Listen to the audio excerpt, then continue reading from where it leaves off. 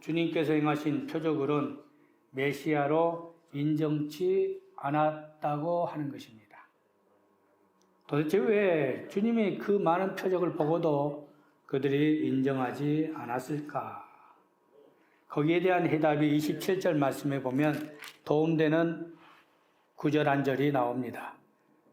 27절에 이렇게 말합니다. 또 내가 바알세불을 힘입어 귀신을 쫓아내면 너희의 아들들은 누구를 힘입어 쫓아내느냐? 이 말씀이 여러 가지 해석을 할 수 있겠지만 저는 이 말씀 보면서 바리새인 제자들도 그런 정도의 이적은 행했을 것이다. 그러니까 아마 주님의 그 표적을 그들이 인정하지 않은 것이 아니겠느냐. 그래서 아마 그들의 생각에는 당신이 정말 오실 메시아라면 또 다른 표적을 보여주십시오. 그걸 요구했다는 것이 오늘 본문 내용이지요. 표적이란 말, 그것은 메시아이심을 보이시는 사인이나 이적, 그것을 말합니다. 그래서 오늘 거기에 대해서 주님 자신이 메시아라고 하는 것을 보이시는 표적을 두 가지로 말씀하셨습니다. 그래서 오늘은 주님의 표적에 대해서 주님이 말씀한 그 표적의 의미가 무엇인가 함께 깊이 생각해 보도록 합시다. 먼저 주님이 보이시는 메시아이신 표적, 그게 무엇일까요? 39절에서 42절 말씀에 보면 크게 두 가지로 요약해서 주님이 말씀하고 있습니다. 39절에서 42절 말씀, 이렇게 주님은 말씀하셨습니다. 다 같이 읽어봅시다.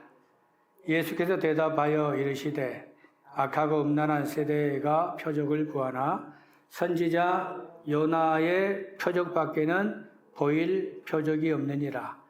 요나가 밤낮 사흘 동안 큰 물고기 뱃속에 있었던 것 같이 인자도 밤낮 사흘 동안 땅속에 있으리라. 심판때에 니느웨 사람들이 일어나 이 세대 사람을 정죄하리니 이는 그들이 요나의 전도를 듣고 회개하였음이거니와 요나보다 더 큰 이가 여기 있으며 심판때 남방 여왕이 일어나 이 세대의 사람을 정죄하리니 이는 그가 솔로몬의 지혜로운 말을 들으려고 땅끝에서 왔음이거니와 솔로몬보다 더 큰 이가 여기 있느니라. 크게 두 가지, 요나의 표적과 솔로몬의 표적에서 남방 여왕이 찾아온 사건을 이야기하셨습니다. 먼저 요나의 표적에 대한 이야기를 우리가 한번 생각해 보면 주님은 요나의 표적을 자주 이야기했었어요. 오늘 본문만 이야기한 게 아니고 마태복음 16장에도 보시면 주님이 요나의 표적에 대한 이야기를 또 설명하셨습니다. 예수께서 대답하여 이르시되 너희가 저녁에 하늘이 붉으면 날이 좋겠다 하고 아침에 하늘이 붉고 흐리면 오늘은 날이 굳겠다 하나니 너희가 날씨는 분별할 줄 알면서 시대의 표적은 분별할 수 없느냐. 악하고 음란한 세대가 표적을 구하나 요나의 표적 밖에는 보여줄 표적이 없다고 또 요나의 표적에 대한 이야기를 사용하셨고요. 또 누가복음 12장 54절에도 주님이 요나의 표적에 대한 비유를 말씀하셨습니다. 주님의 공생의 기간 중에 요나의 표적을 자주 이야기하셨다 하는 것을 우리가 알 수 있지요. 요나의 표적이라고 하는 것. 그래서 우리가 그것을 정확히 알면 주님께서 하시고자 하는 말씀이 무엇인가? 우리가 좀 더 주님께 가까이 갈 수 있고 주님의 뜻을 분별할 수 있다고 하는 것이죠. 두 번째 표적은 솔로몬의 지혜는 바로 주님에 관한 표적이라는 것을 설명하고 계시지요. 지혜의 왕, 그러면 전무후무한 솔로몬밖에 없지 않습니까? 그래서 그 지혜를 보려고 땅끝 남방 지금의 에티오피아에서 스바 여왕이 왔다고 하는 것이지요. 오늘 여기 보면 솔로몬에 대한 이야기를 하신 것 같지만 솔로몬이 주인공이 아니고 주님이 말씀하시고자 하는 것은 스바 여왕에 대한, 남방 여왕에 대한, 표적에 대한 말씀에서 주님께서 그들에게 전하고자 하는 것임을 알 수 있죠. 그래서 이 두 표적에서 나오는 이들에 대해서 주님은 요나보다 솔로몬보다 더 큰 이가 여기 있다. 42절 그렇게 주님이 분명하게 말씀하셨습니다. 근데 이 비밀을 바리새인들이 알 리가 있겠어요? 도대체 무슨 말인가? 주님이 사흘 동안 요나가 물속에 뱃속에 있었던 것처럼 땅속에 있다는 말이 무슨 말인가? 도저히 그들이 이해할 수 없었겠지요. 그럼 왜 바리새인들이 이 사실을 깨닫지 못할까? 바로 그것은 바리새인들만이 아닌 우리 구주 예수님을 나의 구주로 여기며 섬기는 우리들도 깨닫는 은사가 없다면, 깨달음이 없다면 그들과 다를 바가 없지 않느냐. 먼저 주님을 발견하지 못한 이유를 한번 생각해 봅시다. 왜 그들이 주님을 발견하지 못할까? 왜 깨닫지 못했을까? 표적을 말씀하시고 비유에 대한 설명을 하셨음에도 그들이 왜 깨닫지 못할까? 34절에 주님은 한마디로 그들을 향하여 지적하시죠. 34절. 악하기 때문이다 그랬어요. 악하기 때문이다. 그래서 오늘 본문의 비유를 쭉 보면 그 대상이 악하고 음란한 세대에 대한 이야기를 자꾸 강조하십니다. 반복한 단어죠. 악하고 음란한 세대. 악하고 음란한 세대. 바리새인들의 심령이 악하기 때문에 이 세대의 표현을 악하고 음란한 세대다. 그럼 도대체 이 음란하고 악하다는 게 무슨 말일까요? 우리가 어렴풋이 알 것 같지만 정확하게 무엇을 의미하는지를 참 우리가 애매할 때가 있죠. 그래서 우리가 헬라 원문을 봤어요. 원문을 보았더니 약하다는 말이 너쿠리아 그렇게 나와 있네요. 너쿠리아 하니까 그 너쿠리아의 그 어근을 보니까 영어로 보면 너쿠리아 하면 우리가 잘 무슨 말이지? 하는데 비슷한 단어가 넉설이라고 하는 영어의 단어, 넉설이 같은 말입니다. 그럼 이 음란하다 이게 도대체 무엇을 의미할까? 왜 넉설일까?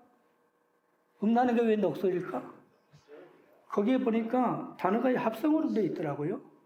넉이라고 하는 것이 빛입니다.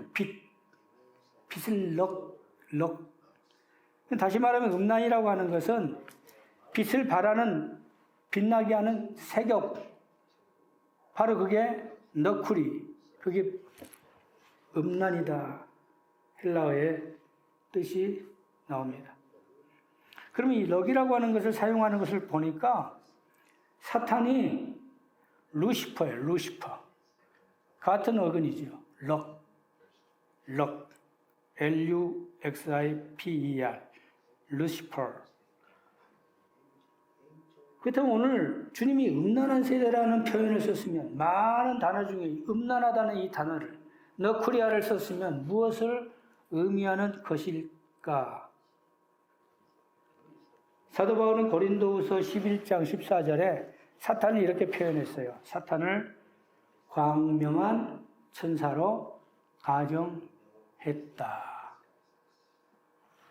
그러면 이 말씀의 의미가 주님이 말하고자 하는 의미가 이 세대가 음란하다 하는 것을 무엇을 말하는 것인가? 그렇습니다. 사탄의 종노릇을 하는 자들. 이 앞전에 주님을 향해서 이들이 공격하는 주님에 대한 말씀을 어떻게 했어요? 바알세물을 힘입어. 귀신의 왕 바알세물을 힘입어. 주님을 공격했던 그 말씀에 대해 받아 답변하시는 말씀이 음란한 세대 너구리야. 진정한 사탄의 종은 누구냐 하는 것을 말씀하면서 이 악하고 이 악한 자들아, 그런 용어를 쓰셨다는 것을 알 수 있지요. 그래서 오늘 말씀에서 주님이 하시고자 하는 것이, 메시아이신 주님을 발견하지 못한 이유는 악하기 때문이라는 거예요.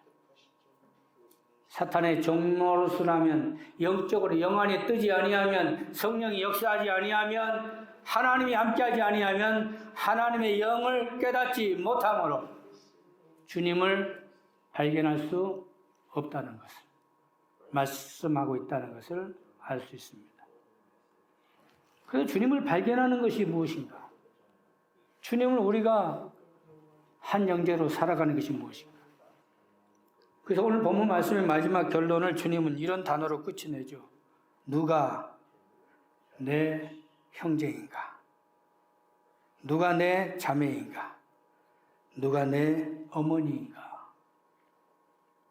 오늘 이 마태복음을 기록하면서 마지막 이 단어로 퀘스천을 하면서 끝을 맺어요.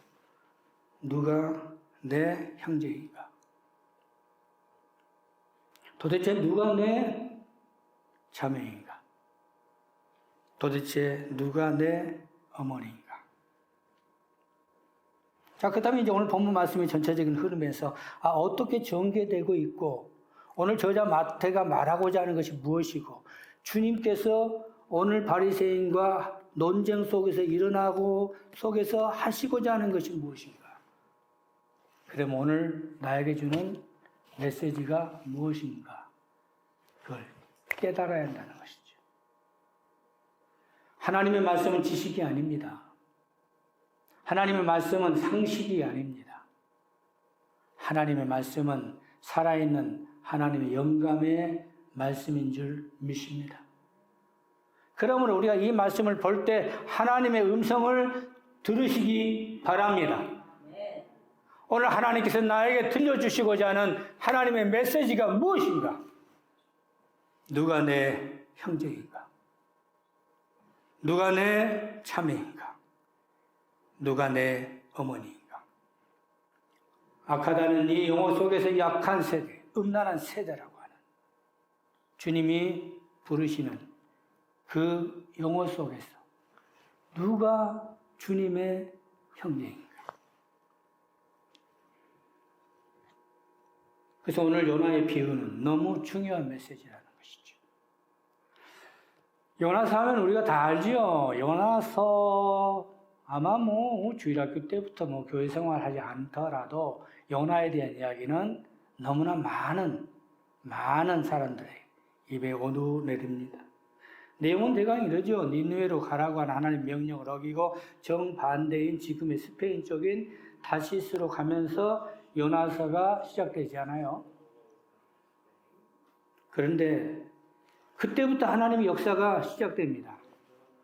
그래서 강풍을 불게 하시고 또 큰 물고기가 등장하고 그것으로 결국 요나를 다시 니느웨로 불러들이시는데도 요나의 태도는 전혀 변함이 없어요. 그래서 3일길이나 된 성을 하루만 그가 외쳤어요. 외침에도 니느웨 백성을 살려야겠다는 그런 마음이 아니고 어떻게 외칩니까? 저주받을 것이다. 어떻게 하든지 그들을, 여러분 3일길이면 3일길을 가야 할 거 아니에요. 3일길에 하루만 외쳤으면 가기 싫은 거예요. 그리고 어떻게 하든지 이들을 깨우쳐서 하나님의 말씀을 듣게 하는 것이 아니라 저주를 퍼붓었어요. 그런데도 놀라운 것은 그런 속에서 하나님이 역사하신 거예요. 요나의 외침의 능력이 아니라 하나님의 강권적인 역사하심이 니느웨를 향하여 가지 아니하고 다시스로 갈 때부터 하나님이 관여하셨고 하나님이 그를 다시 붙드셨고 외치게 하셨지만 무성의함으로 외친 그를 보시고 하나님이 그런 말씀이라도 듣게 하심으로 듣는 자가 회개의 역사가 일어났다는 것. 한번 생각해 보세요. 요나가 말씀을 외쳤으면 제대로 외쳤겠느냐고요. 그런 말씀이라도 듣게 하셨어요. 그런 말씀이라도 듣고 그들의 회개의 역사가 일어나는 것은 전적인 하나님의 강권하신 역사하심인 줄 믿습니다. 하나님 역사하시면요, 한마디 말로 일어나는 거예요. 베드로의 설교에 5천 명이 뒤집어지는 역사가 있었어요. 베드로가 명설교를 한 게 아니에요. 말 어둔한 베드로라고 했어요. 깜짝 놀랐어요. 베드로가 저렇게 말을 잘하다니. 깜짝 놀랐어요. 그런데도 그 외침을 듣고 5천 명의 역사하는 회개한 역사가 있었다. 하나님의 말씀에 역사하심을 믿으시기 바랍니다. 이 시대는 하나님 말씀이 없어서가 아니에요. 그 말씀을 듣고서 깨우치는 역사하심이 없기 때문이지. 방송만 틀어도 말씀이 나와요. 어디를 가도 말씀이 쏟아져 넘칩니다. 어느 곳을 가도 문서, 선교로 쏟아지는 말씀들이 얼마나 많습니까? 그런데 하나님 역사하심이 없다는 것.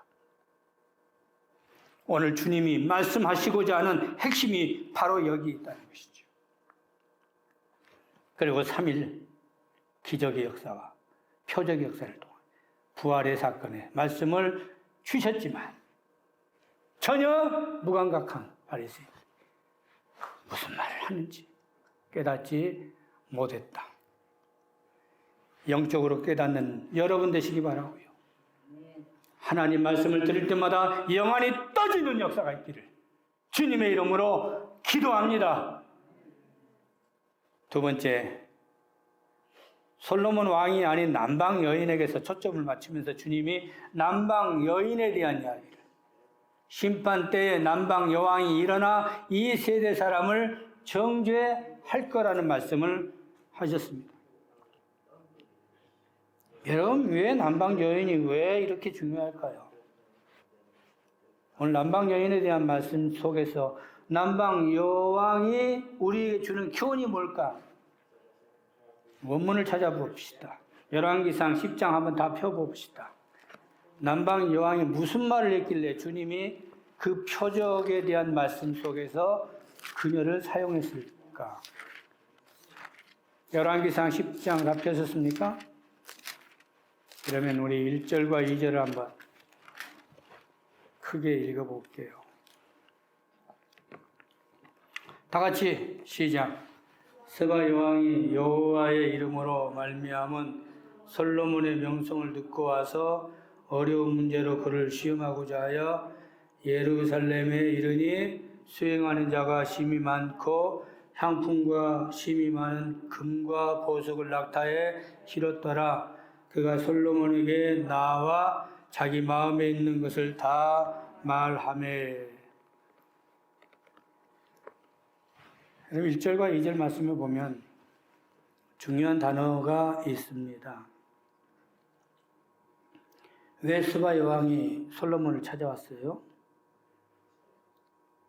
1절, 2절에 그녀의 입에서 나오는 말이 있습니다. 뭡니까? 어려운 문제가 있기 때문이었어요. 어려운 문제. 우리가 세상을 살다 보면 여러분 힘으로 해결할 수 없는 어려운 문제들이 반드시 와요. 어려운 문제는 내 힘으로 해결할 수 없는 거예요. 어려운 문제가 있을 때에 스바 여왕은 에디오피아의 권력자입니다. 여왕도 해결할 수 없는 어려운 문제,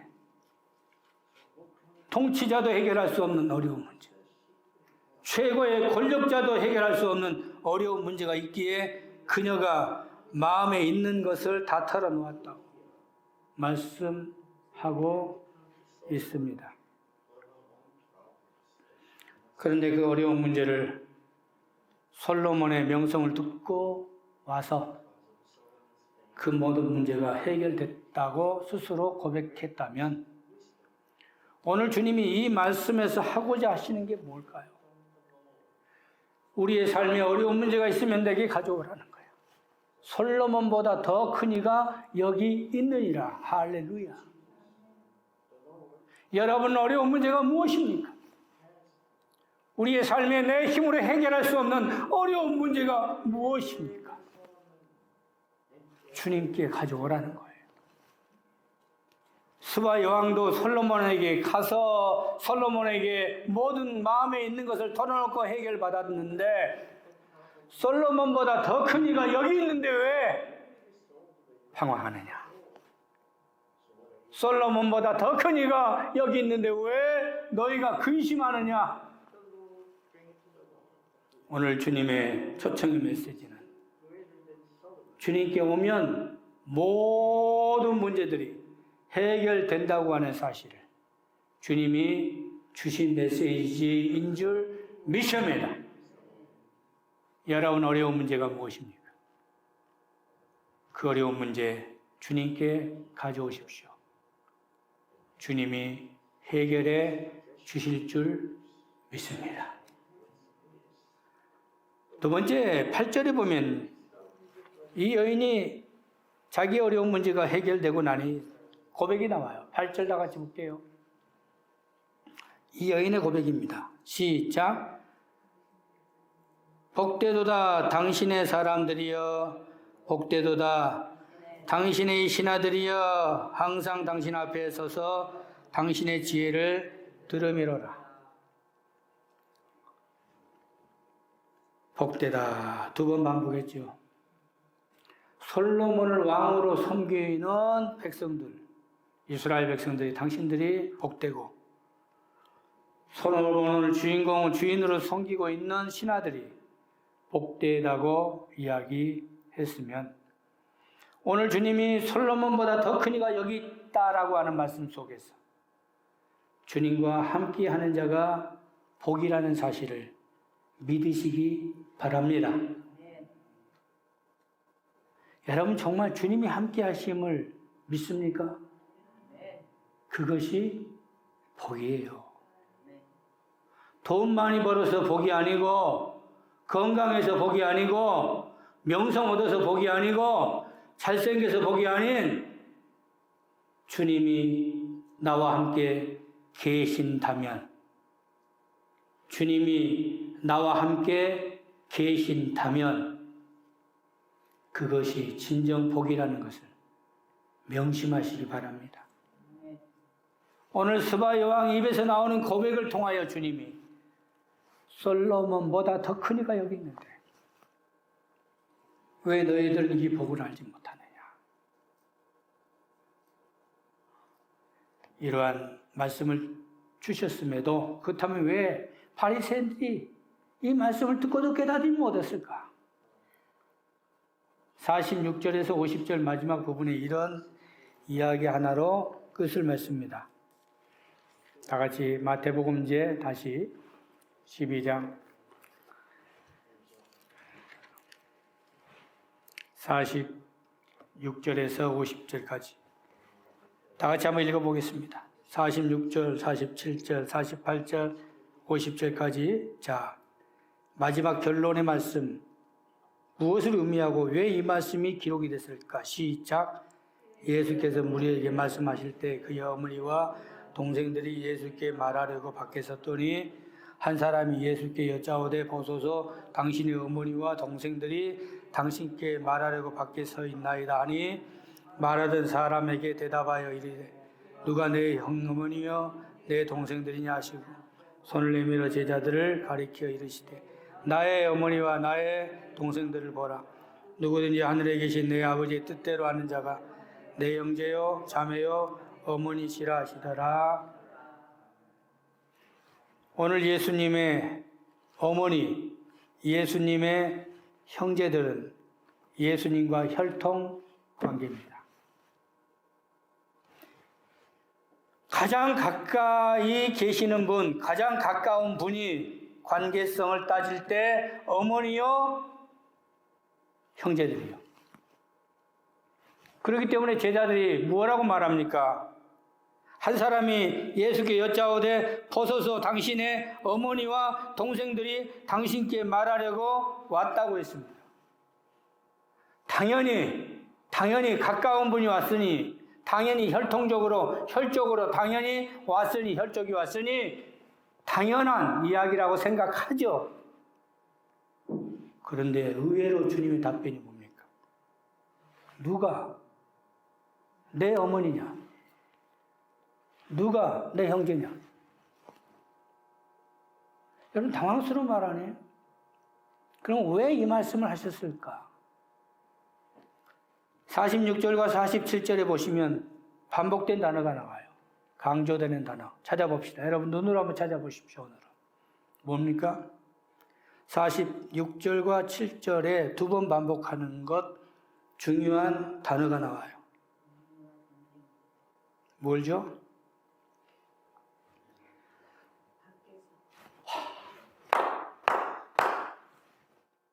밖에 있었어요. 예수님과 함께하는 자는 예수님 밖에 있어서는 안 되는 거예요. 예수님 곁에 있어야죠. 정말 주님과 가까이 있는 자가 정말 주님의 말씀을 듣고자 하면 곁에 있어야 합니다. 그래야 되는 건데 오늘 밖에 있네. 오늘 이 말씀이 영적으로 바리새인들을 향하여 주신 말씀에서 깨닫지 못하고 알지 못한 그들이 왜 그럴까? 왜 표적을 보고도 왜 깨닫지 못할까? 밖에 있기 때문인데 그들의 주장은 뭡니까? 우리는 하나님의 자녀요 아브라함의 후손이다. 그들은 혈적으로 주장하고 있죠. 우리는 택한 백성이요 선민이요 아브라함의 자손이라는 것. 그런데 그게 과연 하나님 안에 있는 거냐 밖에 있는 거냐에 따라서 그들의 마인드의 삶이 무엇을 말하고자 하는 것일까? 그래서 주님의 질문이 누가 나의 형제요 나의 자매요 나의 어머니인가?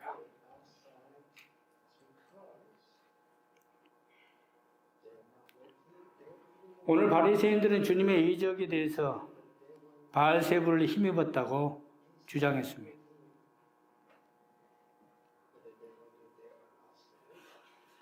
그야 주님께서 그들을 향하여 내가 바알세불에 힘입은 거 아니라 너희들이라고 반대로 말씀하면서 주신 비유가 오늘 귀신에 대한 이야기를 했어요. 오늘 귀신을 보면 7 귀신이 나오죠. 43절 말씀에서 보면 더러운 귀신이 사람에게서 나갈 때에 물 없는 곳으로 다니며 쉬기를 구하되 쉴 것을 얻지 못하고 이에 이르되 내가 나온 내 집으로 돌아가리라 하고 와보니 그 집이 비고 청소되고 수리되었다. 갑자기 생뚱맞은 엉뚱한 말씀을 하고 계세요. 표적을 보여주세요. 요나의 표적밖에는 보일 게 없구나. 심판대 남방여왕이 일어나서 이 세대 사람을 정죄하는데 솔로몬보다 더 큰 이가 여기 있고 하시면서 갑자기 더러운 귀신에 대한 이야기를 하시면서 가족을 향하여 누가 내 형제인가? 오늘 의도적으로 주님이 말씀하시고자 하는 뜻이 7 귀신, 여기서 7 귀신은 아마 숫자가 아닌 완전수, 성수라고 생각하면 아주 강력한 귀신의 존재를 의미하는 것 같아요. 그들이 왜 무엇을 보고? 청소되는 것, 깨끗이 소재된 것. 우리 믿음 생활하면요, 겉만 청소하면 다 되는 것 같죠. 오늘 바리새인들은 당시에 존경받은 자들, 겉으로 볼 때는 완전히 청소된 거예요. 소재된 거. 금식하죠. 말씀 보지요. 경건생활하지요. 거룩하죠. 걸음걸이도 거룩하게 다니잖아요. 말하는 것도 얼마나 정말 인자한 말씀. 겉으로 볼 때는 청소되고 깨끗이 소재된 것처럼 보여지지만 그러나 그 안에는 주님 밖에 있기 때문에 주님과 함께 하지 않기 때문에 일곱 귀신이 와서 다시 더 악하게 만들 수밖에 없는 표현으로 주님이 말씀하셨습니다. 오늘 이 말씀에서 이제 우리의 모습이 어떤 모습인가? 우리가 주님 밖에 있는지 주님 안에 있는지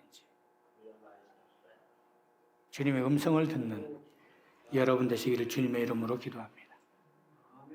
팬데믹 시대에 더 어려운 이때일수록 더 가까이 주님께 다가가서 주님의 음성을 듣고 주님의 마음을 깨닫는 여러분 되실 때 누가 내 형제고 누가 내 자매고 누가 내 어머니인가라는 주님이 질문했을 때 바로 우리들이 주님의 형제다 라고 자부할 수 있는 주님이 인정할 수 있는 롬 교인들 되시기를 주님의 이름으로 축원합니다. 기도합시다. 자비로우신 하나님, 오늘 주님 말씀 속에서 많은 것을 깨닫습니다.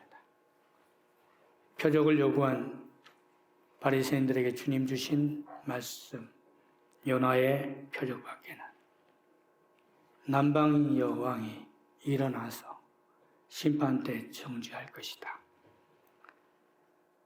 그리고 오늘 주신 말씀 속에서 누가 내 형제인가? 말씀으로 결론을 마쳤다면 이 말씀이 이제는 나에게 들려진 말씀임을 깨닫고 내 자신 깊이 주님 말씀을 묵상하며 주님의 메시지를 듣는 권속들이 되게 하여 주시옵소서. 주님 안에서의 삶, 승리의 삶, 평안의 삶이 되게 하실 줄 믿사오며 예수님 이름으로 기도드립니다. 아멘.